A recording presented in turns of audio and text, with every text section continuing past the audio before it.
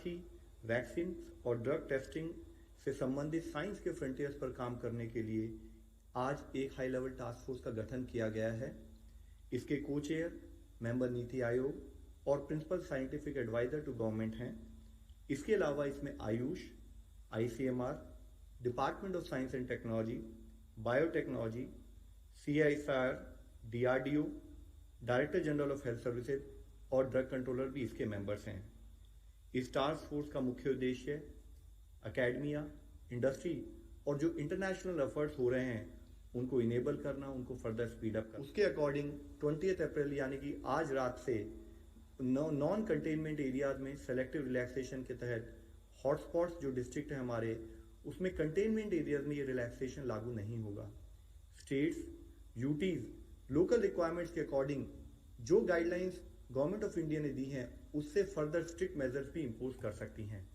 Containment zones के विषय में मैं बताना चाहूँगा कि जो हमारी हेल्थ मिनिस्ट्री गाइडलाइंस है वह कहती है कि हॉटस्पॉट्स या रेड जोन्स वो एरियाज हैं जहाँ पर या तो लार्ज नंबर में कोविड केसेस पाए गए हैं या जहाँ पर कोविड केसेस का डबलिंग रेट 4 दिन से कम है। इन हॉटस्पॉट्स में लोकल एडमिनिस्ट्रेशन डिजीज स्प्रेड को कंट्रोल करने के लिए कंटेनमेंट जोन्स और बफर जोन्स को डिलिनेट करते हैं। इन कंटेनमेंट जोन्स में कोई भी रिलैक्सेशन परमिटेड नहीं है। यहाँ पर स्ट्रिक्ट पैरामीटर कंट्रोल होगा और जिसके तहत इसेंशियल सर्विसेज के अलावा कोई और सर्विसेज अलाउ एक्टिविटीज को रिलैक्सेशन दी है और जिसका बेसिक पर्पज है कि एग्रीकल्चर और रिलेटेड एक्टिविटीज फुली फंक्शनल हों, देश की रूरल इकोनॉमी फंक्शन कर सके, डेली वेज अर्नर्स और बाकी लोगों के लिए एम्प्लॉयमेंट अपॉर्चुनिटीज को मॉनिटर किया जा सके, हेल्थ सर्विसेज फंक्शनल रहें, supply chain of essential goods बनी रहे। हमारा एफर्ट है कि हम धीरे धीरे नॉर्मलसी को रिस्टोर करें ताकि यह इंश्योर किया जा सके कि जान भी है जहान भी है। लेकिन हमें सतर्क रहना होगा कि हम किसी भी तरीके से इसमें फेल ना हों। कोविड-19 के कंटेनमेंट से रिलेटेड हमारे एफर्ट्स में एक दूसरा चैलेंज है कि जब हम रिस्टोर कर रहे हैं सर्विसेज को तो हमसे कोई गलती।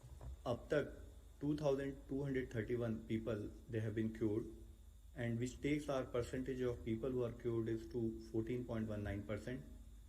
कल से टोटल अब तक 1334 केसेस नए आए हैं और टोटल कंफर्म केसेस की संख्या 15,712 है।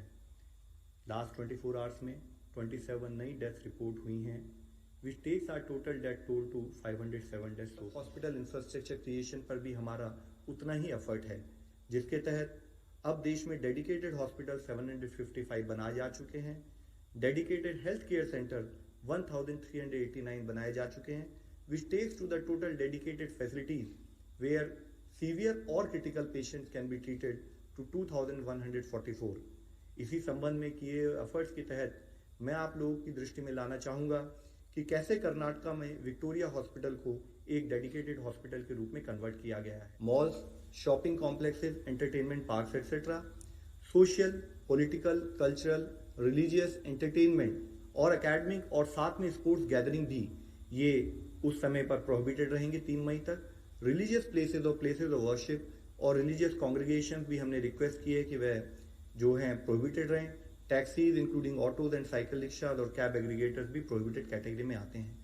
हमने कुछ एक्टिविटीज को रिलैक्सेशन दी है और जिसका बेसिक पर्पज है कि एग्रीकल्चर और रिलेटेड एक्टिविटीज फुली फंक्शनल हों, देश की रूरल इकोनॉमी फंक्शन कर सके, डेली वेज अर्नर्स और बाकी लोगों के लिए एम्प्लॉयमेंट अपॉर्चुनिटीज को मॉनिटर किया जा सके, हेल्थ सर्विसेज फंक्शनल रहें, supply chain of essential goods बनी रहे।